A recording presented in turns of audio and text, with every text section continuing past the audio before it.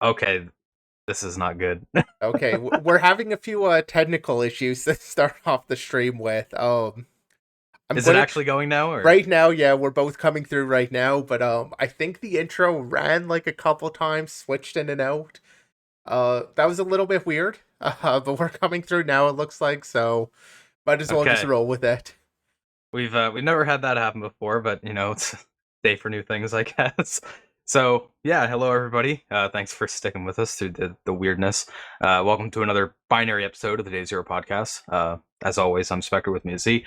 Today we have a post on exploiting some null-derefs in the Linux kernel, some Git vulnerabilities, and some other various interesting bugs mixed in there. But before that, Z will get into this week's Spot the Vuln solution. Yeah, this week's spot the Vuln is I thought it would be fairly easy. I had a couple issues point out. So one of them technically could be there. I don't really say it's not. And for those of you listening, we've just got a C program that is printing a directory listing, taking an argument that passes into ls, and then you've got at the end there, after it crafts the arguments, passes in the exec VP call to ls. So basically just, well, I mean, it forks also, but basically just printing an ls of some path. There is argument injection potentially if the attacker has complete control over the path. They could, directory traversal or like get it to show whatever.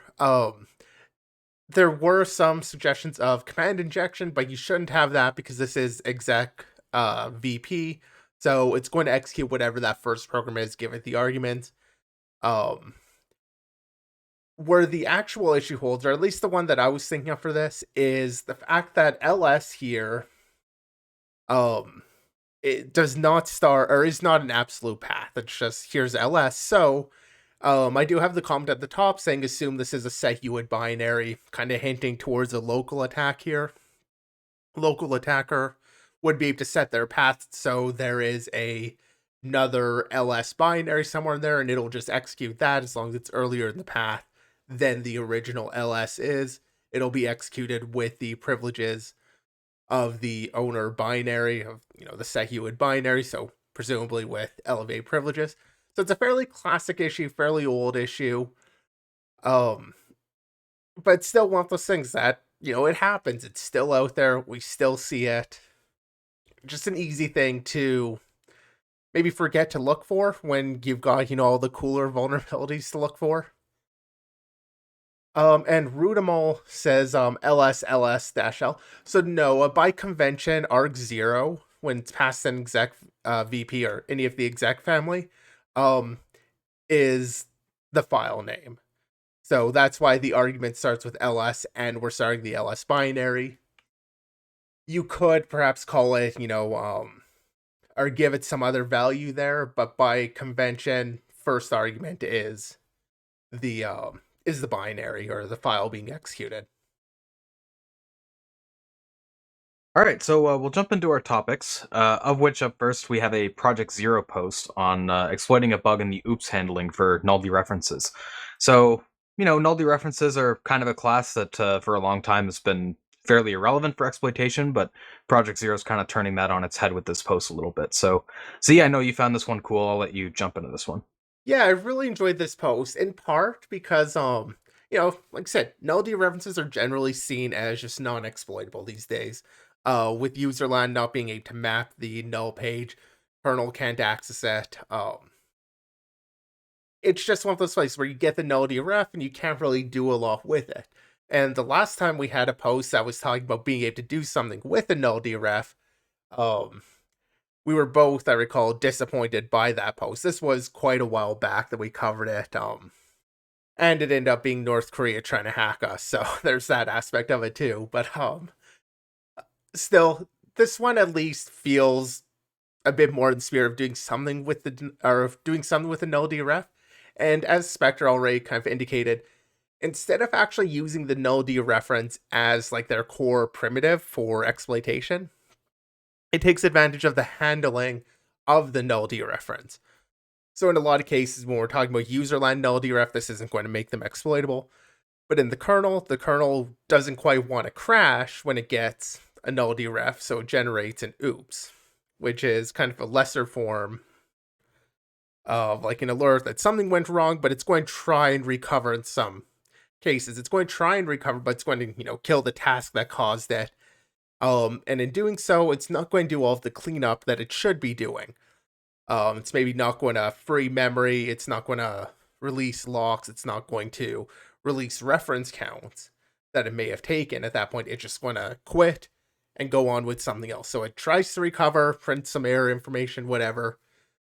And this looks to exploit that or a bug that's introduced because of it just quitting and not doing any of the proper cleanup. So it's basically exploiting the side effects of the oops that happened. So as we just mentioned, the reference counts may not get returned, which is more or less what they took advantage of here by finding some that use the reference count that's still just 32 bits, so more likely to overflow that in a, we'll say, reasonable amount of time. They did find, I guess I should also mention, the null-dereference that they actually have here was in when you read like procpid smaps rollup. Let me just find the code here. Yeah, so they have this, has the null-dereference in here when you're able to create a method that doesn't have, I want to say it was the VMA. I think it was VMA pages, yeah. Yeah, basically, one thing just isn't initialized, so it's still set to null. They get a null-dereference. Doesn't really matter how they got to it, because the key thing here is they're taking advantage of when it ends up happening, killing off all of the, or not cleaning up properly after it. So they basically end up finding that, hey, this doesn't, let me find they had a list here of several kind of side effects of their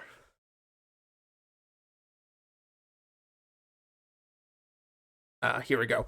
So when the oops happen, they have kind of the events that also follow up there, and they talk a bit about each kind of side effect that happens here. The key one is that, or key one for the exploitation, is that the structs users reference count gets leaked. So they take that reference count, it never gets returned. Some of the other ones, there were some other reference counts that would also get leaked. However, they were less exploitable, either because because the locks aren't released. So the one on the file here, the mutex is basically forever locked. It's never going to be unlocked, so you can't actually do anything further with anything there. So this one was still kind of usable, and they're basically just causing a number of null-dereferences, causing this ref count to be leaked until it rolls back around to 0. And then the next user takes the ref count, returns it. Oh, we're free, or nobody else is using this, so go ahead and free it. Prematurely freeing it, kind of creating the use after free situation. In terms of how long that might take, because if you're unfamiliar with reference count overflow, especially in the kernel, oftentimes, since you need to go up, 4 billion in the case of a 32-bit reference count,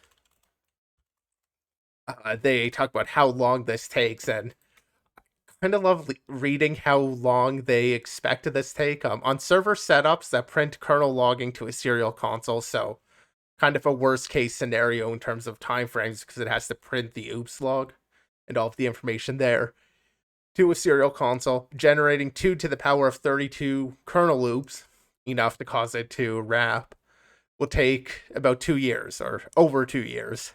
On a Kali Linux box, for a demo proof of concept, though, it took about 8 days to complete. So this is not a very quick or usable in a lot of cases, unless you want to sit there waiting, 8 days for the vulnerability to finish. Nonetheless, I do like this one just because it is taking advantage of the error processing rather than the error itself. The memory corruption itself isn't usable, but the side effects of it are, and I think that's kind of an interesting aspect to this exploit. Yeah, it reminds me of some work that I've done previously. So, like people that have looked into Linux drivers, especially exploiting them, like even if you're just trying to exploit like the damn vulnerable driver or whatever, you may notice that if you cause a kernel oops, you can't open the device again. Like it just won't work. And the side effects that are responsible for that are kind of what they're talking about here, because you might end up with a driver that has like a reference count of only allowing one user to enter it at a time. So if the oops isn't able to clean that up, then it's permanently deadlocked off. So I've observed some of this behavior before, but I've never really thought about exploiting it in this way. So yeah, it's interesting to see.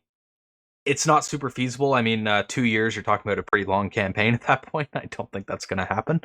Um, and on top of that, something that's worth noting is there is the panic on oops boot parameter. So you have to rely on that not being set. If that is set, then obviously when an oops happens, it's just going to kill the kernel. You're not going to be able to do anything useful with it.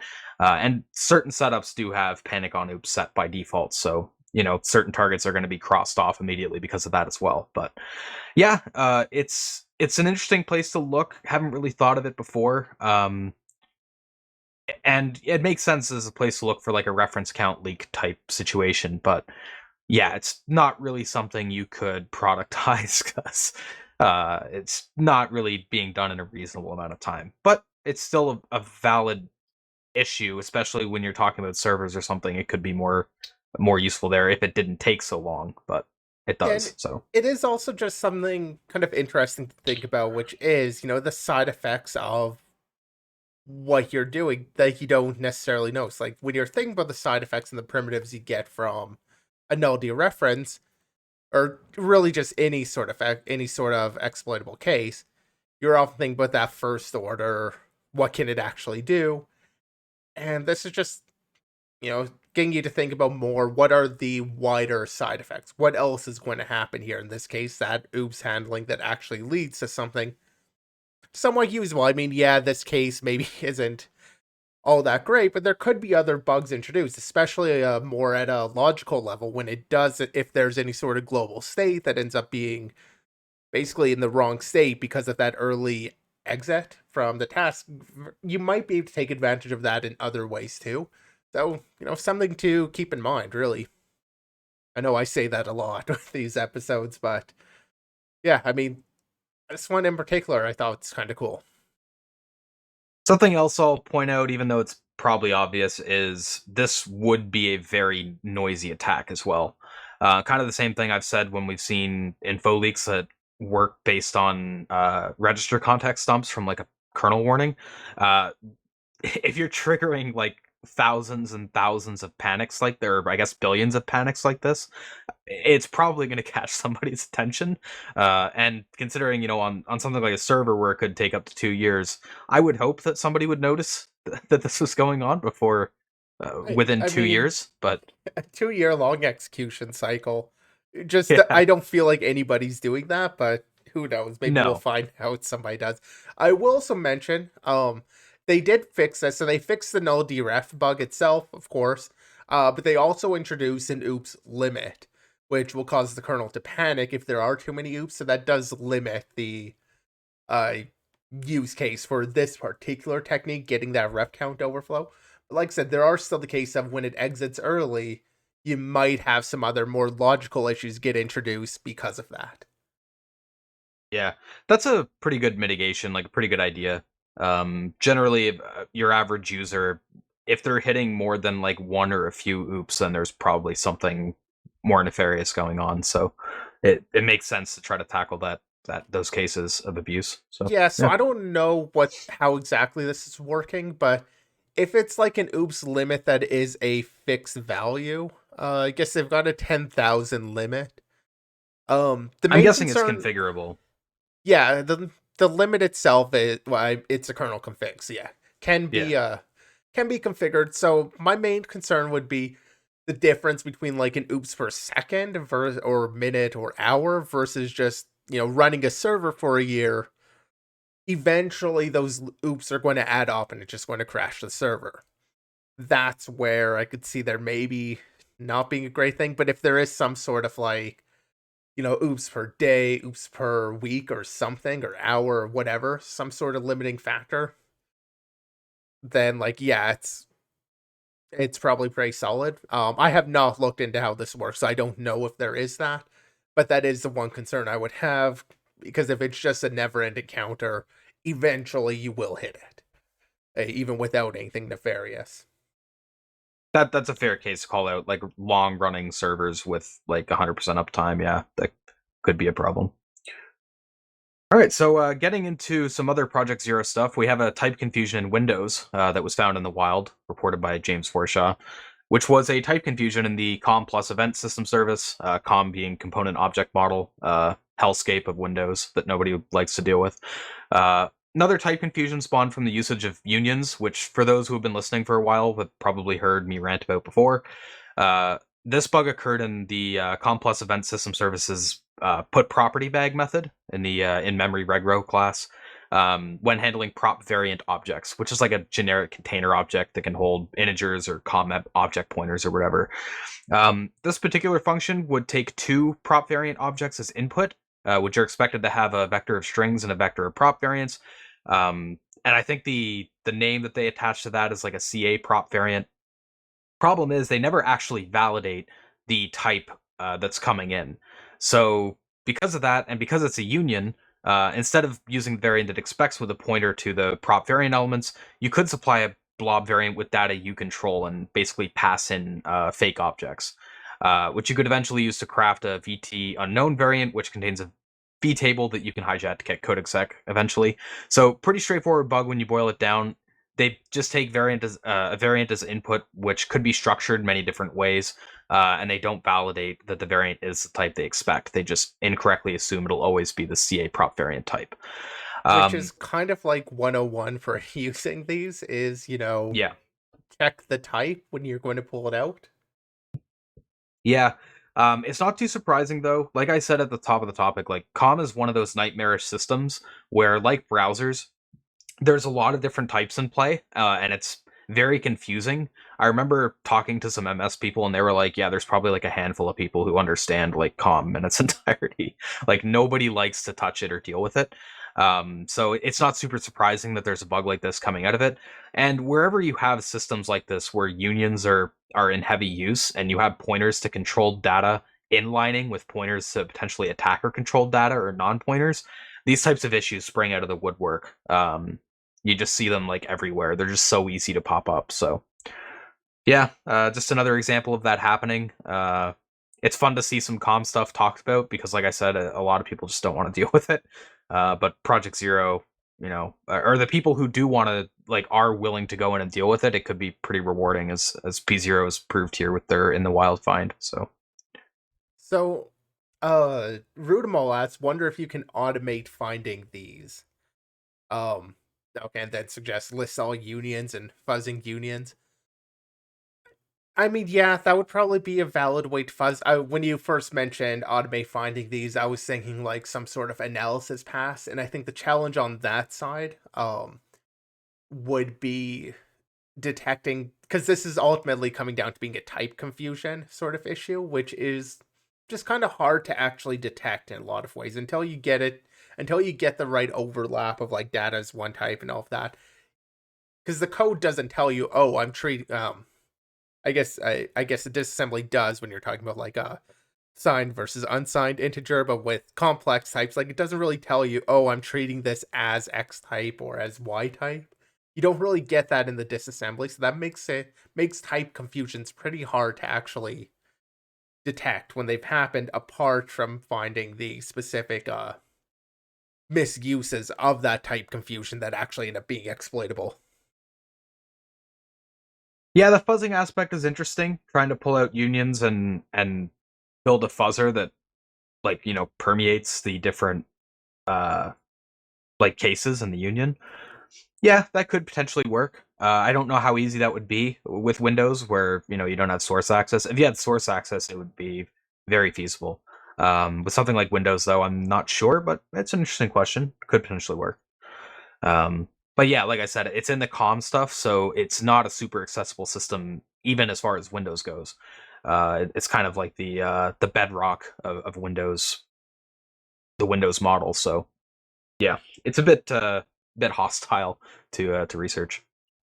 Yeah, although I guess they do call out here actually towards the end, ideas kill the bug class as being, checking that the VT field, well, checking that it's not checked before accessing the inner valley. Which, yeah, actually, you could do like a check for that sort of condition to exist that dominates the actual access. Um, that could not necessarily finding all of the vulnerable cases, because there are other things that could be in play, but would at least give you a starting place when it comes to doing some sort of analysis. So they It would do at at least least find the have most blatantly obvious ones. what would find the cases of it. It would just overmatch. You would have more than just the cases of the bug. And not necessarily all of the cases also, but because the check may or may not actually be sufficient for what's there, whatever. Uh, but I yeah, like the they tidbit they throw on the end of that. Also, by the way, also not using a language with the forms of undefined behavior would help massively. As if that's gonna happen, like all the Windows stuff, just the COM is gonna be rewritten into like Rust or something. yeah, just rewrite COM in Rust or Java. Yeah, kind of a funny, cheeky sentence to throw on the end of there. Yeah, But they do also, as usual, at these call out about thoughts on how it might have been found. 'Cause of course, this is an Ode in the wild. Somebody was exploiting this. Say, it could have been fuzz, but as I was saying earlier, there like manual analysis seems more likely. In this case, they're making that argument just out of the number of arguments need to actually kind of reach it. That's kind of the challenge with fuzzing when it comes to type confusions. Like we don't have any sort of type confusion detector. We can just detect the side effects of a type confusion. yeah, it's hard to write sanitizers for really. Yeah, it's not really been done super well to my knowledge. Might be wrong. If I if mean, somebody knows of one out there, feel free to link it to me. But it's a hard thing to do really without some sort of annotation system that actually annotates like this is of whatever type, which I mean exactly. kmalloc type actually, now that we're talking about it, could detect some of that. Because it would uh set like the flag on every type based off of its type and the structure of its type. So that would actually be able to detect um an inappropriate access where it thinks it's accessing one type, but it's actually accessing something different. But we don't really have that as something widespread at this point. Yeah, you would have to have like a tag system in place. Yeah. All right, so we'll get into our next topic here, which is a Nintendo game vulnerability, which impacted a bunch of different games. This one's called ENLBufferPwn, which is a buffer overflow in several first-party Nintendo games that can be exploited for RCE on a victim console through online sessions. Some of these games include like Mario Kart 7, 8, and Deluxe, Animal Crossing: New Horizons, all the Splatoon games, Super Mario Maker 2, and some more. And as you can guess, because it impacts so many games, it's a bug in a library, specifically the ENL library, hence the name.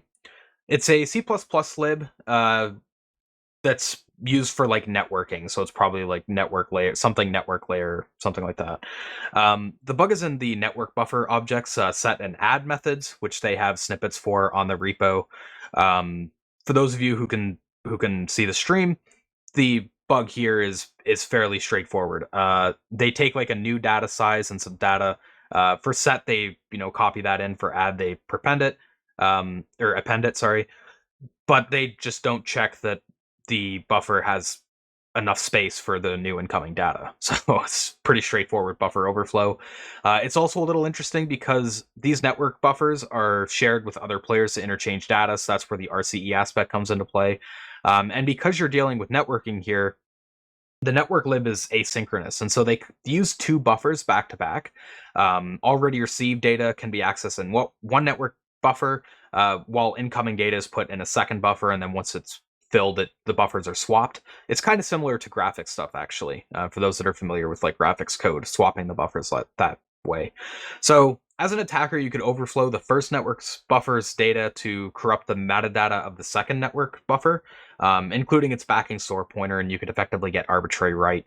So On the I 3DS and I think the Wii U, games also don't use ASLR, so pretty trivial exploit at that. Go ahead, Z.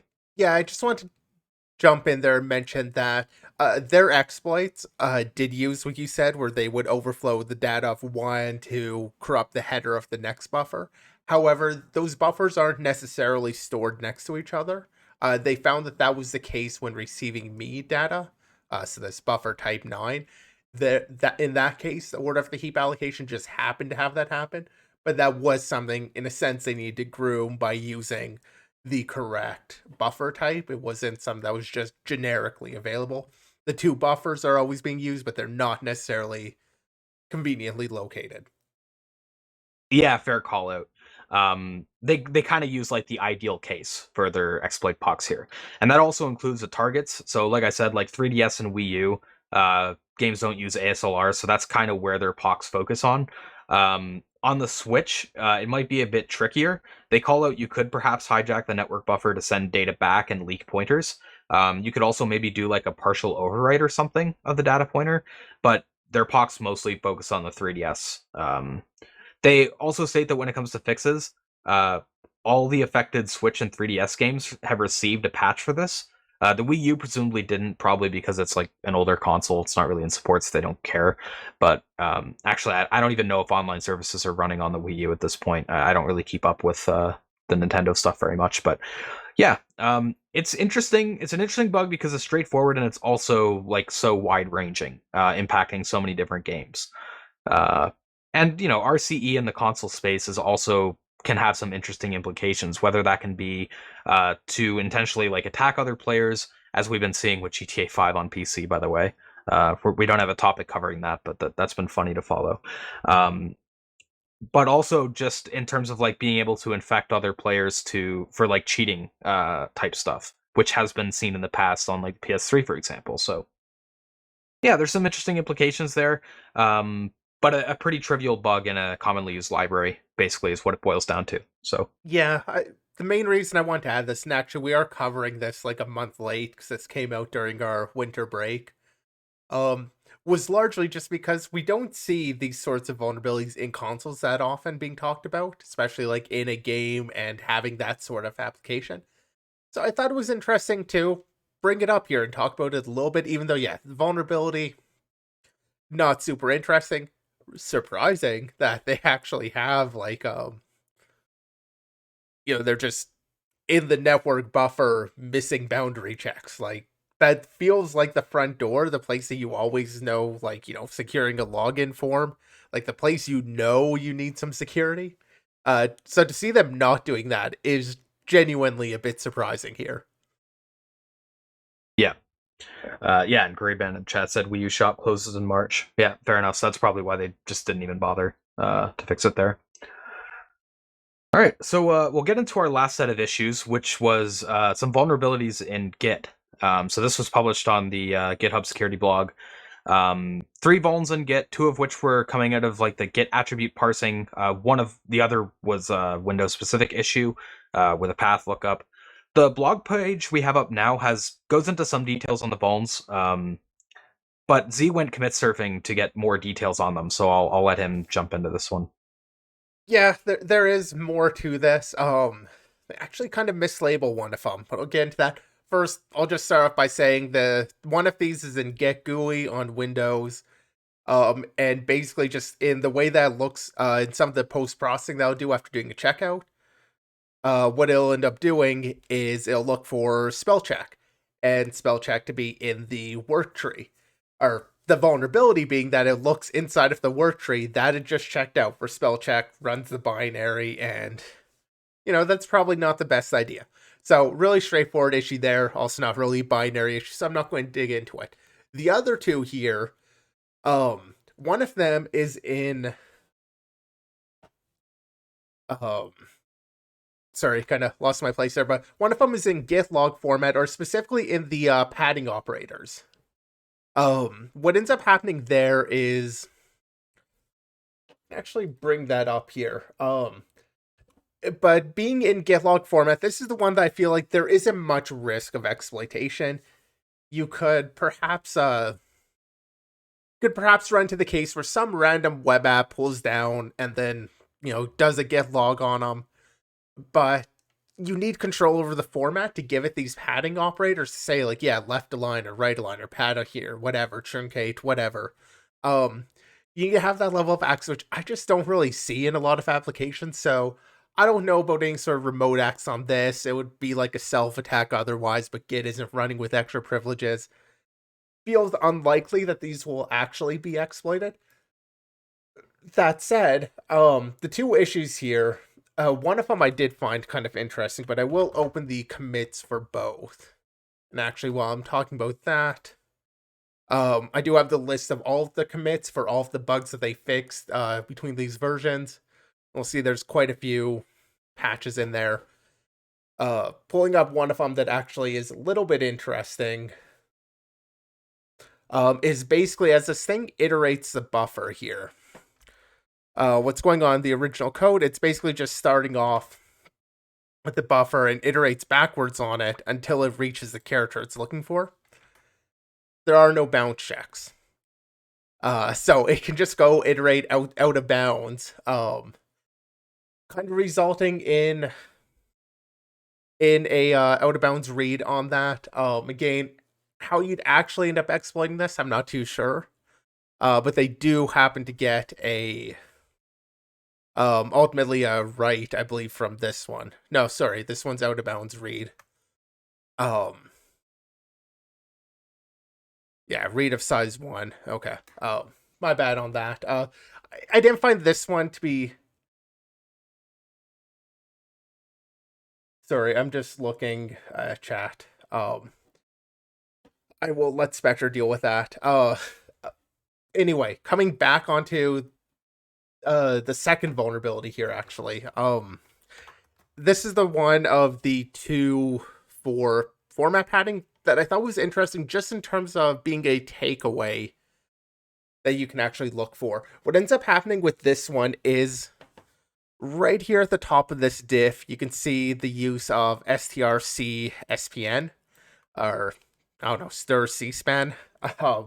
It's basically looking for how many, I've never used this function before seeing it here, but it's looking for, you provided the two characters here, the colon or the or not colon, the comma or bracket, and it's just looking how many characters in star the string, how many characters until it reaches one of those, and then it gives you the offset there. And what ended up happening in this code is, before a patch way back in 2013, it used to use strchr, stir character, and that would return a pointer, or it would return null if it didn't find it. And the difference in this one is when they changed to using this function with the offset, they didn't change the conditional down here, which still looked for just like if not end, so if it's null. As the condition would return 0.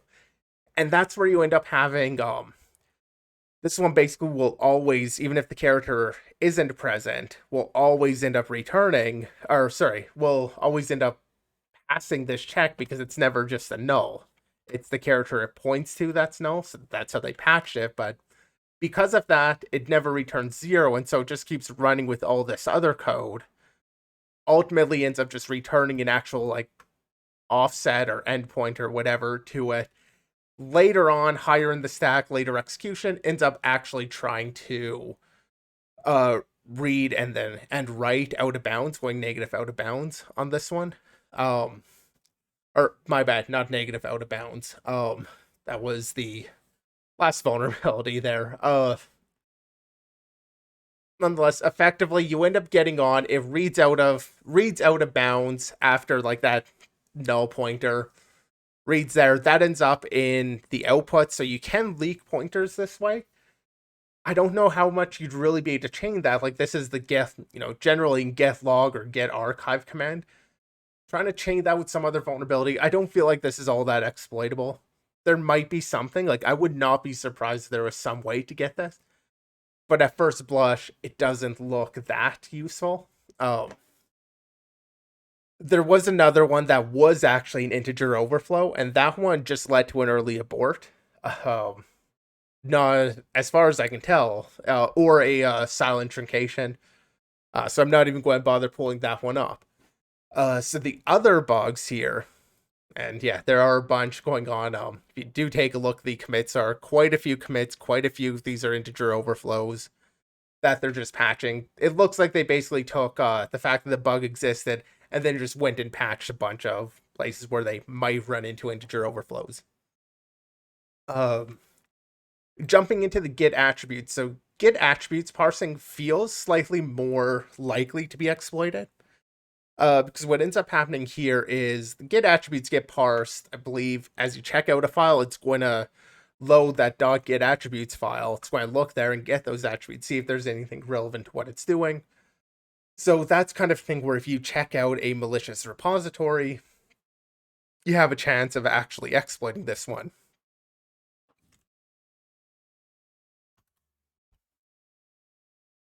I'm just pulling up code.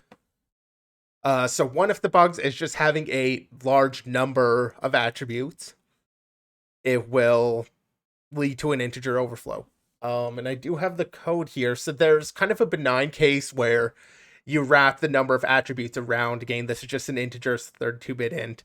Wrap the number around, goes negative, and then tries to do an allocation that's just way too big, and it fails. Not super useful.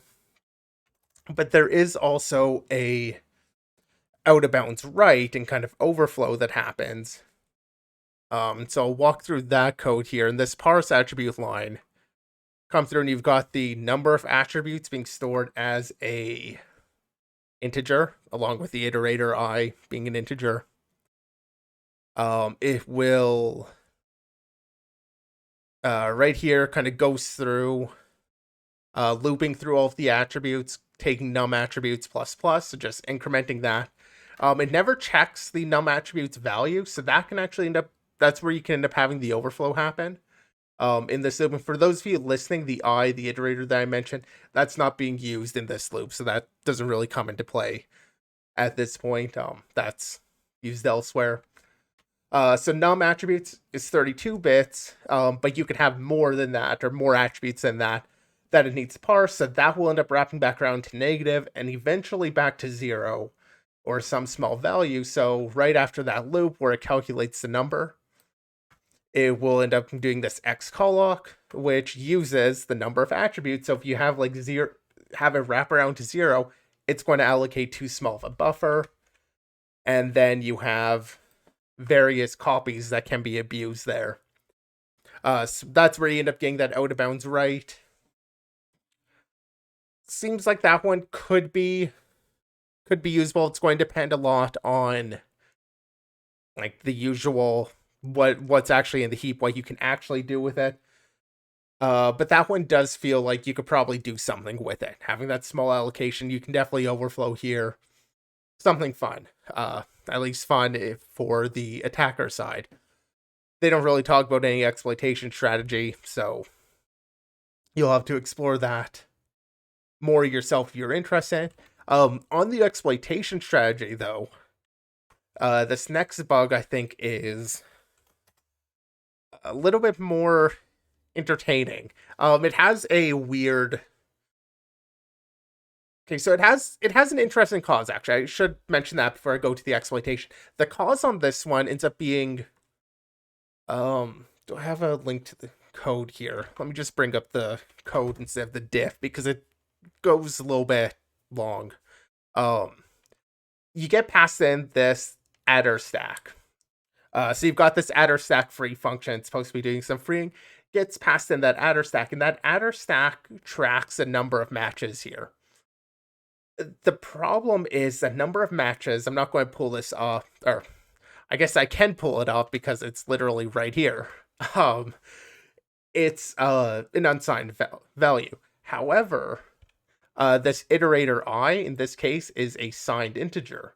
So it's iterating through the number of matches, but that's unsigned. So eventually, that I is going to increment so high, it's going to wrap around to negative, and never actually meet up on num matches. Goes negative, the access, when it's using I, is going to go negative, it's going to go out of bounds, it's going to eventually end up reading a value out of bounds based off of what's read there, and potentially try and free it depending on whatever attributes are actually set, but it'll take the address basically and try and free it. It'll also free the actual A value that I've read there, but it has all these frees in there. So I thought that's kind of a fun little primitive. You're going out of bounds in the negative direction, and it's going to free it, but this is effectively an infinite loop. This for loop will basically never complete because I will never, or will always be less than num matches.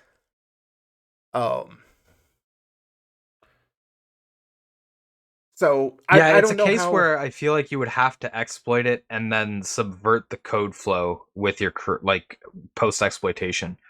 Because yeah, it's interesting because you could primitive chain off it. Like, you know, you're able to free like an out of bounds pointer. I don't know if you get like an arbitrary free, but regardless, you could cause like a UAF scenario somewhere else.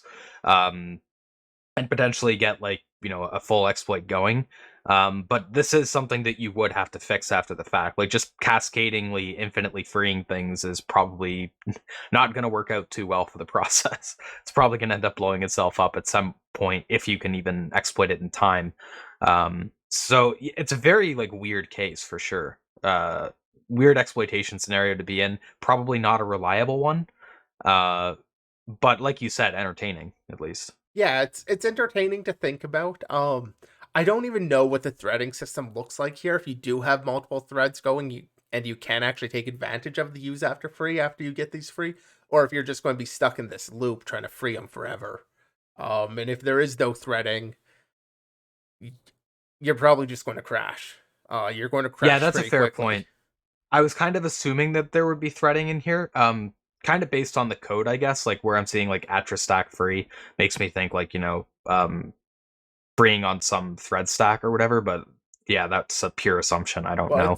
it's still part of the get attributes parsing, For sure. And I which could see that being feels threaded. so can I. Especially at the end as it's doing this. If this is being called, though, when it's first parsing the attributes file, I think other work being done during checkouts dependent on the results of attributes parsing. And so in that case, you wouldn't really, or you may not have threading, or maybe it's going to thread per directory or something. So, like, there's definitely the case where it does thread. I feel like it's pretty likely, but I don't actually know, so I don't want to make that claim here. Yeah. But a mix of interesting issues when it comes to where this could be useful. You already kind of pointed out one case with like, you know, checking out a malicious repository and hitting like developers or something that pull it. The other thing that could be an interesting scenario is like hitting a CI/CD pipeline kind of thing, where, you know, something in that chain might be pulling the repository to do something. I don't know how feasible that would be to really try to pull off, but it is a potential use case for these kinds of vulnerabilities. I mean, it would Um, basically be anywhere that's trying to pool a repository that isn't directly under their control. So any yeah, potential attacker controlled repository, which is a much wider scope than I think needing access to the get log vulnerability, or well, the formatting vulnerability. Technically, it's also accessible through like get archive, but being able to control the format argument feels super unlikely, and like most apps just aren't doing that. Repository though, yeah, checking it out, CI/CD, all of that, that feels at least somewhat likely as a target for one of these. yeah. Part of the problem though is this type of scenario is going to be like a one-shot exploit basically, and it's not something where you're going to have a ton of control over like the heap state most likely. I don't know for sure. I've never really tried attacking Git or playing with like what it offers in terms of like primitives. I mean, you Um, could actually have a reasonable degree just because of the fact that it's dealing with files that you're sending that are part of the repository. It's going to be reading those, it's going to be allocating based off of those files. There does feel like you could have some control over the heap just in terms of structuring your repository correctly. It depends really on how like Git does the allocation and how well it can separate things, but It always yeah, I can't depends, yeah. comment on that. Yeah, of course, but um yeah, you are kind of limited to like that one shot aspect of it, most likely. So yeah, it would be an interesting attack scenario. Realistically, probably these vulnerabilities aren't really going to be used in any like serious attack, but they're fun to talk about, and there are some interesting scenarios here that we went through, like especially that one with the loop that does freeing. So And I really think the cause of some of these is just interesting. Like I mentioned the one where they changed from stir character to that stir C-span or whatever. that's a Um, good one.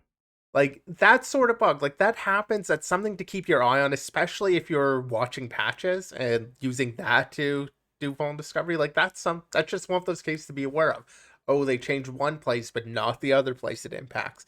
So seeing that here is kind of neat to see. It's a good example of that sort of bug. Um, Code changes breaking assumptions. Yeah, yeah. The usage, like the structures all tracking these things, because that actually happens in multiple cases here. Some of them are fairly benign, so I didn't open them up. So you can see there are quite a few patches, but a lot of them were cases where like a structure was tracking the size or the count with an unsigned value, or even with the size t, which is also unsigned but larger. Um, they're tracking them there, and then they just use an integer when they either pull the value out or whatever. So they lose information. They do that. Like those are just kind of interesting cases that definitely exist. And I think as developers, like sometimes there is that habit to just go for that familiar int case rather than actually thinking about what's going on, recognizing what's happening. for sure. Yeah, when iterating especially. So I Yeah, that wasn't too one's surprised we actually, saw so many cases of that. yeah, that one's kind of fun. I mean, the unlimited, or sorry, the infinite loop there. That's kind of a fun bug in general too. Like if you just saw that, like that's kind of fun, but having the free there, exploitation makes that one interesting. But yeah, on a whole, I feel like a lot of these are going to be pretty difficult to actually productize. I would definitely be interested if somebody managed to do it. But at a glance, like there are definitely some challenges that you need to get over to abuse most of these. I will admit I didn't look at all of the commits. I didn't get everything done. I just looked for those that at a glance seemed interesting. So there might be something more interesting, more damaging in here. Uh, but they don't actually call it out or call out any of them. So I'm As not per sure, but usual, yeah, as per usual, if you want to check it out after the show, our show notes will have like the links to this, so you can go ahead and take a look. But there is a lot of commits there, so like, yeah, you, it's hard to go through all of them, especially on the podcast. But okay. So Rudamal touches on something that I'm not sure if we've talked about on the podcast before. I feel like this might have been a drop topic. But he mentions, I just always do unsigned integers unless needed. You just don't need negatives that often. I go back and forth on this one. So the thing is, how often do you need all 32 bits?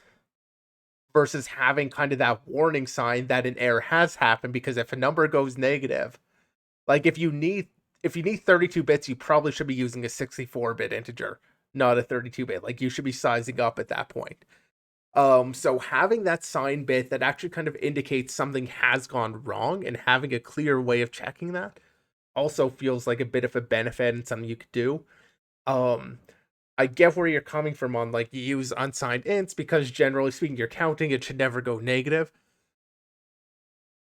But that negative can be a bit of a warning flag. yeah, just think of how much more difficult error handling would be if you didn't have access to negative values. Um, it would be a nightmare generally across the board. like it You would creates a have to way have to like special detect. tagged values. Yeah, I mean, I could imagine though, even with what he's saying, like using unsigned init for the values, your error returns can still be negative. And do something with that, just not having the actual values being allowing them to go negative. I think it's fair. I kind of lean towards having the signed values and sizing up as needed, but there's definitely an argument to be made on both sides. I I was kind of alluding to a post I think we were going to cover quite a while back That was basically an argument over signed versus unsigned, but I don't think we actually covered it. If we did, I'll see if I can find the episode. I don't have the link either ready to go, but yeah, there's I know like Google's code style actually. If you've looked at that, they recommend the opposite, to use signed for reasons like what I'm saying rather than using unsigned. But yeah, I think that's a discussion for another day, but you reminded me of it. It's all about trade-offs, really, and depending on what you consider like more important. So yeah, there's not really a definitive answer. It kind of depends on how you feel about it and what your project is doing. So yeah, it's a fair discussion, but it's hard to really come to a conclusion on. All right, so that's all the topics we have for today. Unless you have any parting thoughts, C, we'll go ahead and wrap it up. Yeah, no shout outs this week. All right, so thank you everyone who tuned in. If you want to catch past episodes, you can find recent ones on Twitch and all of them on YouTube, Spotify, Apple Podcasts, and more links on Anchor. Furthermore, if you want to join our Discord and follow us on Twitter, links for those are down below or in the chat as well. And with that said, we will see you next week.